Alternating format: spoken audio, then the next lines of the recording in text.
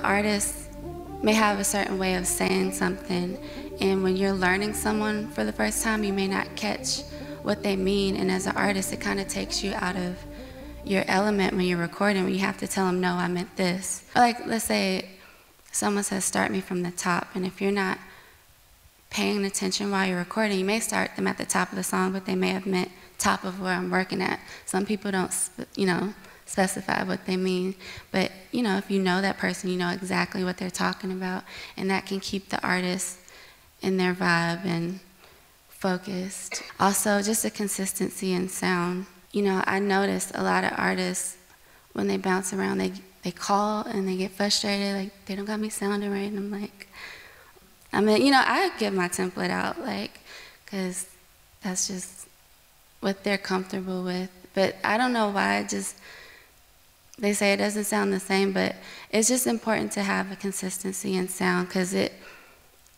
changes the vibe of the record and what they come up with when it doesn't sound a certain way to them.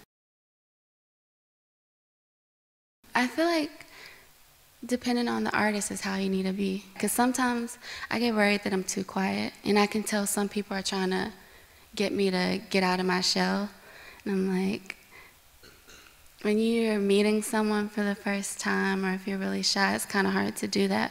But I've been in sessions with other engineers, I don't bob my head and do all that stuff to the music, and I can tell some artists kind of want to feed off of you whether you like their song or not.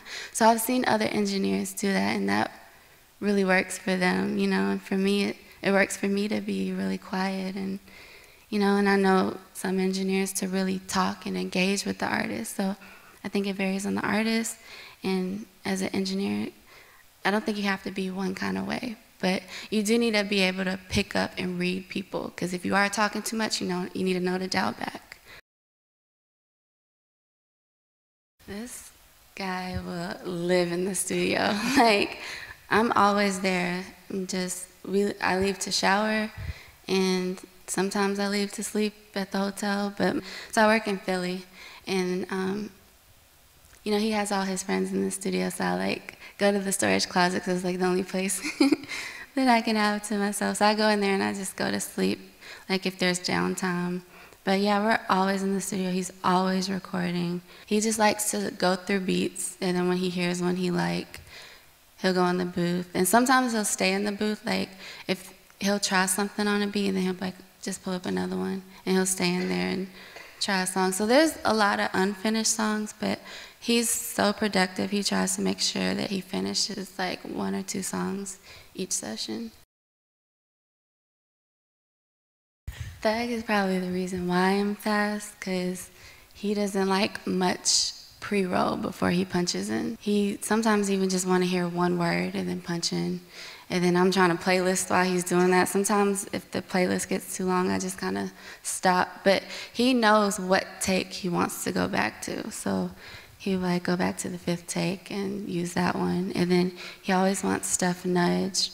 But I like working with that because, like I said, I get to be really fast. And now he tells me to slow down. What?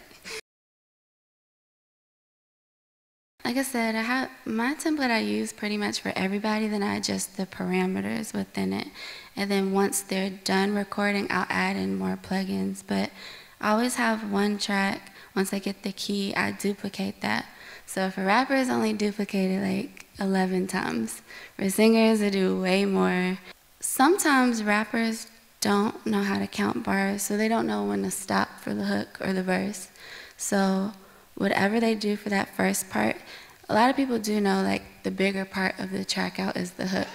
And if that doesn't come in first, I'll move that part to the beginning and I'll arrange the beat so if it's a more calm part, that'll be the verse. I'll just format the song as they go, so when they hear the hook again, they know to stop, and that's the end of the first verse. So it's the same with singers. It's more vibey, but some people are very unorthodox. They may not have a 12-bar verse and an 8-bar hook. So, you gotta pick up on especially if rappers, if they're going crazy as far as what they're saying, I don't ever stop them. I just let them keep going and we'll format later.